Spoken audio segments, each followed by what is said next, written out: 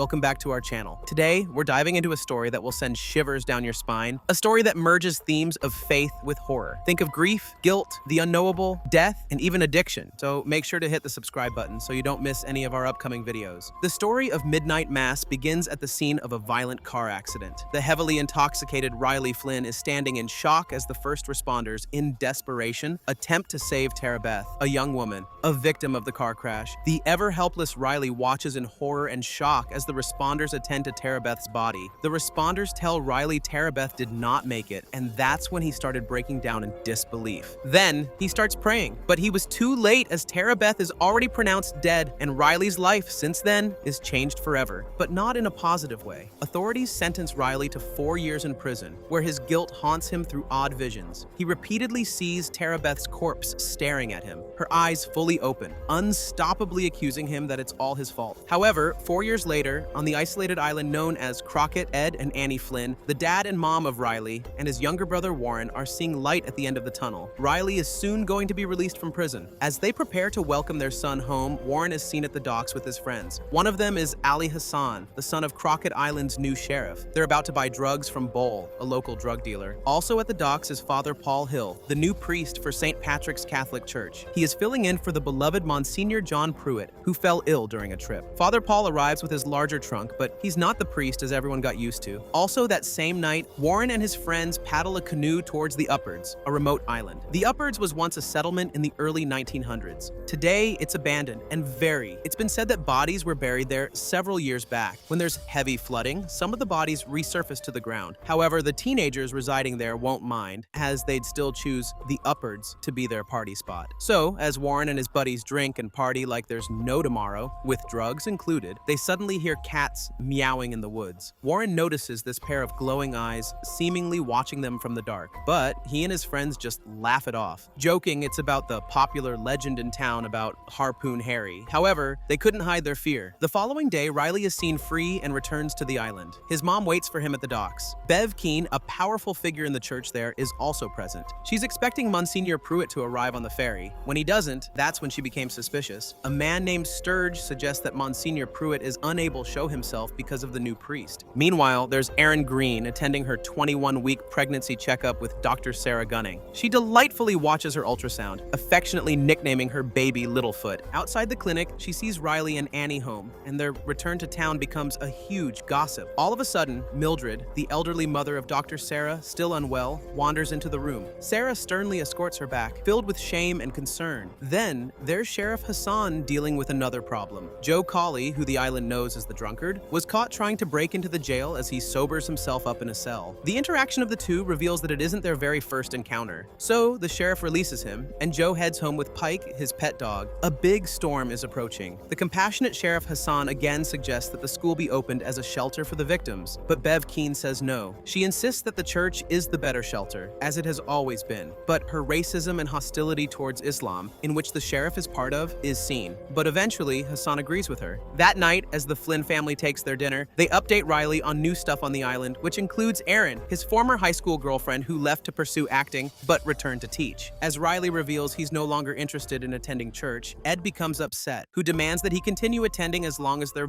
still under one roof. But it is interesting to note that Ed tells his son he must not take communion, believing that his sins have made him distant from God. Meanwhile, there's Bev, growing anxious and angry about Pruitt's decision not to show himself, enters his house. While cleaning and muttering her racist remarks, she found this large trunk until it came to her, Father Paul is who's in the house, not Pruitt. Back on the Uppards, a cat is seen feeding on a corpse, but the cat eventually dies. Also that night, Hassan and Ali finish their Islamic prayers. Hassan tells and reminds Ali to kiss his mother goodnight, but he's referring to the mother's photo, as she's been long dead due to pancreatic cancer. Riley is seen dreaming of sitting alone in a rowboat on a vast ocean, but then his dream suddenly shifts into a vision of a church drenched in blood. The next day, at the church, Warren, who's fulfilling his duty as altar boy with Uker, meets Father Paul. Even the congregation is left completely shocked to see another priest leading the service. Father Paul tells them Pruitt is ill and hospitalized, but will come back soon. Afterward, Riley and Erin chat. Erin shares her life story, including her moments in New York. Riley tells her about his time behind bars, how he lost interest in religion, and his guilt of surviving while Tara Beth dies. The storm has arrived, power shuts down, and boats are locked to the docks. In the middle of the calamity, Riley sees this man on the beach wearing Monsignor Pruitt's Pruitt's favorite trench coat and fedora. But isn't Pruitt supposed to be in the hospital? Riley tries to follow the man, but his figure vanishes into the storm. The next morning, the storm has dissipated and the island people assess the damage. Seagulls are seen swarming the shoreline, but an odd scenario stuns the locals. Dozens of cats lying dead on the sand, completely drained of blood. And something ancient has risen on their beloved Crockett Island. The second episode of Midnight Mass begins on Crockett Island once more, following the terrible cat massacre. It's time for Sheriff Hassan to take action so he keeps the island's people away from the beach. As the sheriff takes control of the horrifying situation, deciding that the dead cats be burned to avoid any kind of disease from spreading, Ed agrees. Meanwhile, as Riley attends therapy, Father Paul does another sermon in place of Monsignor Pruitt and to fulfill the Monsignor's responsibilities. As the night falls, the mysterious sounds of flapping wings ensue again, but this time there's a noticeable thud. Has someone landed inside the abandoned building? Next day's sermon, Ash Wednesday, is something dark. Father Paul assures the congregation that Jesus will save and resurrect the island and bring prosperity. Then, days after Ash Wednesday came the Easter celebrations, complete with music and shops. In the wake of this affair, Father Paul sits with Riley, encouraging him to ditch the Alcoholic Anonymous meeting on the mainland and instead stay on the island. After all, he could set up his very own chapter to help. He also reiterates that Pruitt isn't going to return anytime soon. Things turn upside down once again when Pike, Joe's pet dog, suddenly doubles over after a poisoning incident. Joe believes this was done deliberately, as the toxicology department would confirm as well. When Hassan discovers this, he confronts Bev, who was talking about this rat poison that happened earlier in the week, but her nonchalant treatment of Pike is noticeable. Is she responsible for the poisoning? Then, it's time for Riley and Paul's first session. Paul tells Riley that alcohol is neither good nor bad, since Jesus himself has turned water into wine. As they continue to talk, Riley opens up and admits to killing Tara Beth while drunk driving. The priest answers that with a monologue on the absurdity of believing in misery and that sacrifice is a gift from God. Then, there's Erin, hearing creaking around her house, then an ominous dark figure lurking outside. It is then revealed that she's not alone in seeing this. Mildred, Sarah's mother, is also seeing a figure outside that's apparently peeking up at the window. Morning has set in and another church service begins. Father Paul finds himself constantly looking over Lisa, a young parishioner and resident of the island who couldn't walk. He encourages her to rise up from her chair and accept the body of Christ. She then regains her ability to walk. Is it a miracle or something much darker lurking in the shadows? The third episode takes us back to the church after the horrific church service and the eerie sight of Father Paul in the confessional booth, until he shares his secret that Monsignor Pruitt is far sicker than anyone could ever imagine. He's not just physically ill, but he's diagnosed with dementia, severe dementia. He adds that Pruitt's condition is deteriorating rapidly and admits he's been lying all along about the health condition. He stands firm in his belief that his choice not to tell the truth is for the island's own good, especially now that the island is experiencing a miracle, he says. One is Lisa being able to walk around. However, Sarah is not convinced, insisting that she be brought to the mainland so real doctors could understand how his paralysis was reversed. But Lisa's parents disagree. They want her to stay on the island, worrying about outside interference or scrutiny. So, the miracle for Lise has since remained a mystery. With her now able to walk, Father Paul returns to his private chambers, where he's seen coughing blood. He disregards this and goes on meeting with Riley for another session. Riley, like Sarah, believes that Lisa is responsible for healing her condition, adding that these kinds of recoveries, while rare, can still happen. However, Riley points out that Paul must have believed something extraordinary was going to occur in order to encourage Lisa to stand in the first place. So, one believes it was a miracle, while the other doesn't. The conversation ends in a stalemate. The next day, while at the church service, Father Paul collapses. He wakes up to see Bev around with Sarah, examining him. She diagnoses that Paul has become severely dehydrated and is suffering from a viral infection. Then, the painful truth was revealed. Joe is the reason for Lisa's disability. Years ago, it's revealed that Joe used his grandpa's gun to shoot her. It was due to his alcoholism. His guilt has started to consume him. This is why Lisa has always carried this resentment toward Joe. In a quiet, emotional scene inside Joe's trailer, Lisa decides to forgive him. As news about miracles are spreading around, the island undergoes into what appears like a revival. Bev takes the opportunity, gathering the island's people, and convinces them to allow the Bible to be distributed around the school. Of course, Sheriff Hassan objects. As a Muslim, he believes Bev was being biased. However, Bev's idea wins. Yet the conflict reaches Hassan's home. But Ali isn't siding with his dad. He confronts him that night to question his faith and principles. As Hassan turns off the lights, a figure appears outside the window, lurking. Now, back in the church, the Alcoholics Anonymous meetings expand. Joe joins Father Paul and Riley, though he chooses to keep himself guarded during the meeting. As Joe and Riley walk home together, Joe opens up, revealing that his sister actually died and perished on the mainland weeks ago, and says he's haunted by the fact that he never went went to at least see her before she passed away. Even in death, she refused to return to Crockett Island. Father Paul's health conditions continue to deteriorate. He coughs violently. Clearly, this isn't just a simple illness. Then, on his way to Lisa's house, he collapses on the floor in front of her family and dies, blood pouring endlessly from his mouth. Then, the episode takes us to a flashback showing Monsignor Pruitt descending into a cave where he faces a terrifying winged creature. The winged creature attacks him and bites his neck. Standing over the wounded priest, it slits its wrist and forces Monsignor Pruitt to drink its blood. Back to the present, Father Paul gasps and comes back to life. This shocks the people around. Across the room, we see an old newspaper clipping featuring Paul. The truth is brought right before our eyes. He is not just connected to Monsignor Pruitt. He is his younger version. Gasps over there. The next episode of this show begins innocently with Sarah examining Aaron. What a contrast from the previous episode. While the scan was happening, it appears the patient has miscarried her baby since it's nowhere in her uterus. So a blood test is made, and Sarah is shocked to find the vial steaming and burning with just the sunlight. Meanwhile, Bev continues her fussing over Father Paul, but she prepares him soup and cancels the mass to give way for his recovery. The room is seen draped in darkness, and Father Paul finally decides to confide in Bev, being a fellow believer. He tells her that something is shifting inside him, saying he can feel God. Is this due to the angel or demon thing from the previous scenes? Then, over at sea, Riley joins Ed on a fishing boat. Thanks to his chit-chats with Father Paul, Ed opens up and admits he has affectionate feelings for Riley, but of course, it's challenging for him to show that. Following their outburst in the first episode, this is a clear progress in their estranged togetherness. Now back on the island, it's time for Riley to sit down and talk with Aaron. She reveals she's no longer pregnant, and while that's hurtful, she admits it saved her from misery. Riley this time confesses about his dream wherein Aaron is a strange enigma, operating somewhere in that gray area between being a believer and an atheist, quizzing Riley on what happens once they die. Riley starts breaking down when this happens. As Aaron talks about what she thinks of heaven, she decides to go to the mainland to get a second opinion on everything happening to her. The night falls. Father Paul leaves his house, walking and muttering some Bible passages. As he does, he decides to see Mildred to continue the mass. Then, he returns home, finding himself struggling. He picks up his alcohol to calm himself. But, mid-drink, Joe appears and admits Paul looks very similar to how Pruitt was in his younger years. Paul shares about his alcoholism and invites Joe to come in for a hug. They hug tight, but Joe pulls back, smashing his head on the table and collapsing, blood flowing out. Father Paul won't call an ambulance. Instead, he starts drinking Joe's blood. Next frame is already morning, but the problems are out in the open. Joe is dead, and Father Paul has blood stains on his clothes and blood cakes all over his mouth. Bev shows up, cleans him, nonchalant to what happened. It is clearly murder. Bev leads the mass instead, encouraging Dolly to begin singing and keeping the townsfolk busy, while the lady brings Wade into Father Paul's chambers. Now she wants the evidence erased, wanting him to dump the body out into the ocean. On the mainland, Erin finds out she's never pregnant in the first place. This confused her a lot, and the doctor recommends that she seeks psychiatric help. Then, we have Riley continuously searching for answers with Paul, but is frustrated to find Joe not in the meeting. Father Paul tells him Joe has returned to the mainland to see his deceased sister, but Riley knows he is lying. That evening too, the angel of God visits Paul, who shows up to release his blood into the empty vial sitting atop the table. Riley, still reeling from Paul's lies, visits the community hall and sees this strange demon.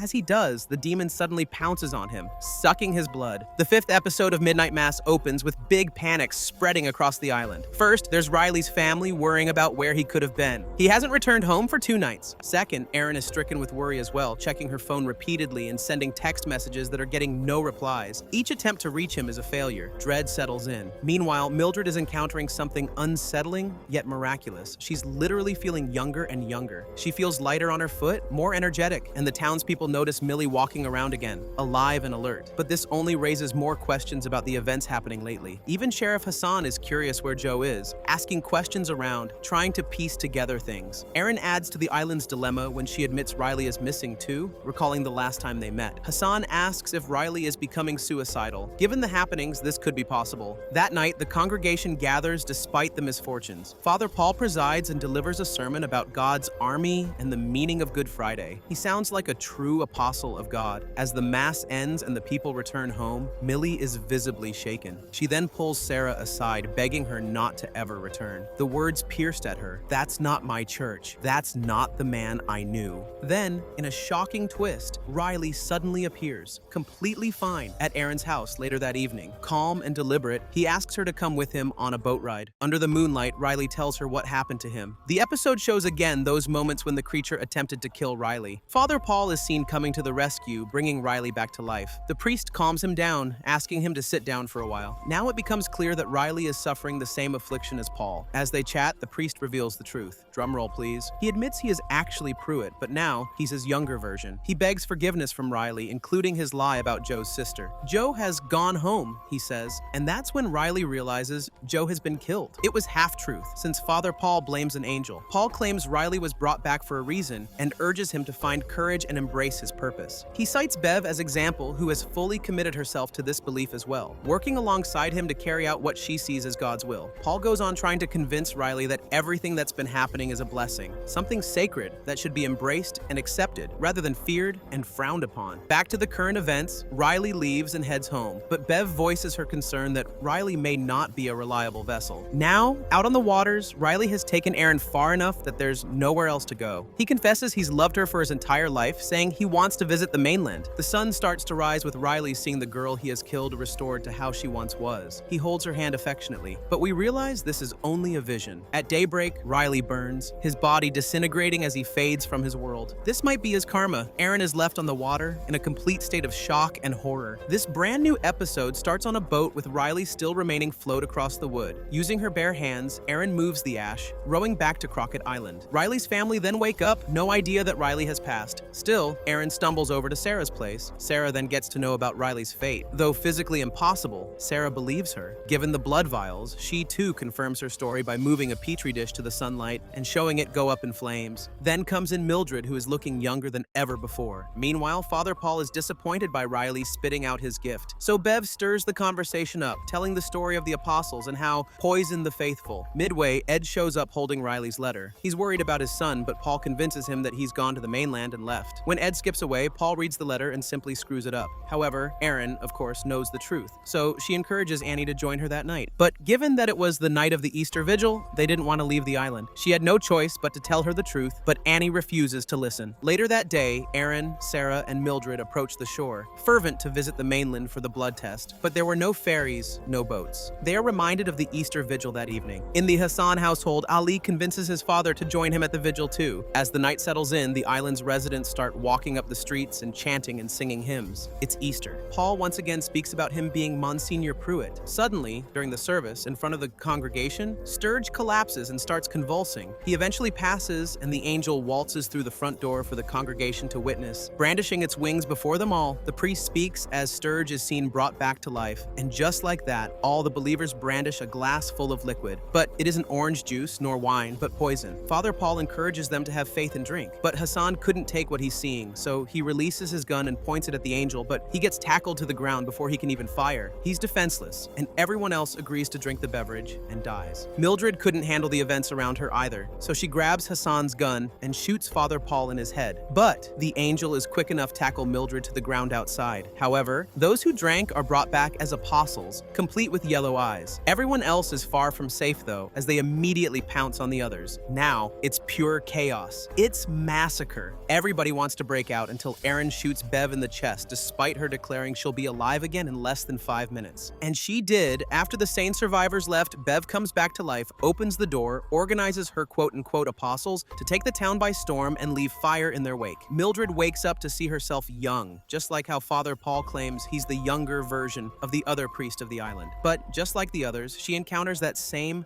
familiar yet strange, ethereal wisps of smoke in her vision. As she enters the chapel, Paul sits, his head bowed, asking if it hurts. But right now, it's a zombie apocalypse for Crockett Island. All the possessed island people are maniacally chasing after those who have not been resurrected. In the house are some survivors, including Sarah and Hassan. Bev is becoming more evil than ever. They realize she and the others plan to purge Crockett Island, then leave, bound for the mainland. Until it came to Erin, realizing in horror that if they make it to the mainland, the zombie island nation could spread like a virus. She wants to stop that, and to do so, she tasks the gang to head down to the docks and destroy all boats. All boats. She has this hope that if they manage to contain the outbreak, there will be a chance. However, Bev and Sturge already threw a Molotov through the window. Yikes! Second question, why did Annie kill herself? Well, to buy them all some time, she steps out of the front door while the rest sneak out at the back. Bev finds this out, and Annie had to make her move. She slit her own throat, blood gushing, and in an instant, she collapses. As usual, Bev drinks the blood with Sturge. As the flames groove up the side of the house, threatening to consume the whole town, Sturge asks whether they should put the fire out. Bev says no, let it spread. For her, it's like the flood in the Noah's Ark story in the Bible, except that it's a flood of fire. As they stand and walk away, Annie awakens with glistening eyes. She's been zombified. Annie can feel the virus spreading all over her, but still she manages to spot Ed, informing him what happened. Both of them find their inner strength not to feed, instead holding one another just like they did early in the season together at home. How sweet. Meanwhile, elsewhere, Lisa tries to shoot the angel munching down on a victim inside the house, but that move was put in vain. Gunshots all over, and the angel continues to feast, not affected by the bullets. For Lisa, this is getting nowhere, so she and Warren decide to burn the place down. As they light it up, the creature shrieks and flies to the skies as the possessed townsfolk continue to do the work of God. Third question, what happens at the church? Inside the church, the sound of the church bells awaken them up from their feast. Meanwhile, Bev shows Father Paul the remains of the village, like how the devil showed Jesus the entire land. The priest was unsure about this, but Bev insists that this is the last test for their faith. With the chapel presumed to be the only safe haven, the Noah's Ark, Sarah sneaks in the back and is also determined to set the place up on fire. After spreading gasoline around, Father Paul heads in, noticing his daughter. Now, remember, he is the younger version of Pruitt, so he tells Sarah that he's proud of her and that he loves her so much. Lo and behold, Sturge barges in behind them and shoots Sarah in the chest. Sarah falls to the ground with a loud thud. Paul, the father figure that he is for her, tries to feed her his blood, ripping his own flesh to allow blood to flow into her mouth. But she simply spits it out, unwilling to turn into one of them, and taking a noble death instead. Fourth question, who burns the church down? The sight of Sarah dying urges Paul to pick up a candlestick and burn the church. He scoops up his daughter and takes off. Bev is seen watches in confusion. As she turns her gaze to the community center, he notices Hassan throwing gasoline over the wood. Before he can continue though, Bev shoots the man square in the kneecap. This horrible woman calls him dirty and a terrorist, pointing out what he's about to do. While that was happening, the angel came back, grabbing Aaron and slamming her to the ground. As the angel feasted on her neck, Aaron manages to get a knife and clip the angel's wing. There was a hilarious moment. The angel looked puzzled, but Aaron gently grabbed its head and pulled it back to her wound. So what happened to the angel? Fifth question. Well, it just flies down the dock, heading west and chasing the sunrise. Given we know the sun burns anyone with its blood, it's safe to assume that this is what's happening here. But how has it managed to escape the sun while on the little island full of stray cats? Creepy. It wasn't directly implied in this scene, but we are led to believe that the angel died in the hands of Aaron.